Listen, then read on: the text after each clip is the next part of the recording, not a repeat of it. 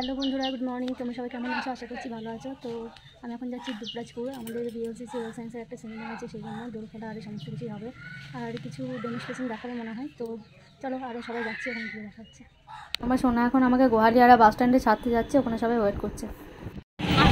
আমরা কখন থেকে জ্যামে ফেসে আছি, দেখো জ্যাম ছাড়ছেই না, কখন থেকে আমরা এক জায়গায় দাঁড়িয়ে, সামনে পেছনে গোটাই জ্যাম। এত বাজে না এই জায়গাটা, বলার নেই। দেখি আমরা কতক্ষণে ওখানে পৌঁছাই, এখনো পর্যন্ত কোনো কিছুই নেই। জ্যাম কতক্ষণে ছাড়ে সেটা আগে দেখি। ওখানে পাঁচফোড়নে এসে পৌঁছালাম, দেখি আমাদেরকে আবার ঢুকতে দেয় কিনা, আবার লেট হবে তো।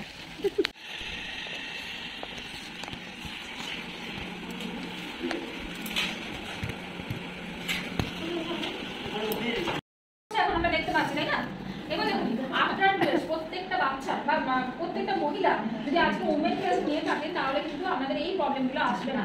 30 বছরের পরে হতে না হতেই ইউট্রাসে টিউমার হচ্ছে, এগুলো বাদ দিতে হচ্ছে। এগুলো তো শরীরের প্রথমত আমি নিজে একজন মহিলা, আজকে বিএলসিসি ওয়েল সায়েন্সে আসা আমার কিন্তু এই ওমেন হেলথ দিয়ে। আমার বাড়ি বর্তমানে অনেক বিউটিশিয়ান কাজ করছেন, অনেক মেকআপ আর্টিস্ট কাজ করছেন, অন্য প্রফেশনাল মানুষ রয়েছে, তার সঙ্গে অনেক হাউস ওয়াইফরাও রয়েছে। আর সব থেকে যেটা বড় চাকরি হলো হাউস ওয়াইফদের, তাই না? এটা হচ্ছে আমাদের লাঞ্চ। আমরা এখন লাঞ্চ করবো, কি কি দিয়েছে দেখে নাও। তো প্রচণ্ড খিদে পেয়েছে, চলো লাঞ্চটা আগে করে নিই। আমরা এখন পাঁচফোড়ন থেকে বিদায় নিচ্ছি। তো আমরা এখন বাড়ির পথে রওনা দেবো। অনেক টায়ার্ড লাগছে, এবার ঘুম আসছে। এই যে চশমা টশমা পরে সব রেডি। তো চলো বাড়ি যাই আমরা এখন, দেখি গাড়ি কখন পাই। আমরা একটাও টোটো অটো কিছু পেলাম না। এখন আমরা চরণ বাবার ট্যাক্সিতে করে চললাম মাদিক সঙ্গ। তো দেখা যাক কোথায় কি পাই, বলতে পারছি না এখন। আমরা একটা টোটো পেলাম অবশেষে। তো আমরা এখন মাদিক সঙ্গ যাব, দেখা যাক যাই, তারপর ওখানে বাস না অটো কি পাই দেখি।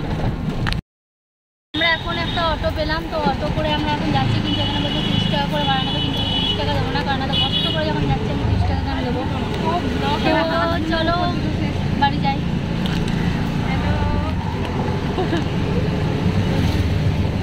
সব চিপে ভিড়, বসতে পারিনি আমি, দেখো বসতেই পারিনি আমি। হ্যাঁ, আসার পথে আমি রেখা কাকিমাদের বাড়িতে নেমেছিলাম, ওখানে রেখা কাকিমাকে বুক প্লাগ করে দিলাম, আমিও করালাম। তো ওই জন্য দেরি হলে এক্ষুনি আমি বাড়ি এলাম, 6টা পেরিয়ে গেছে। এখন বাড়ি গিয়ে বাপের বাড়ি এলাম, তো শ্বশুরবাড়ি গিয়ে এখন রাত্রের খাবার করতে হবে, রুটি তরকারি।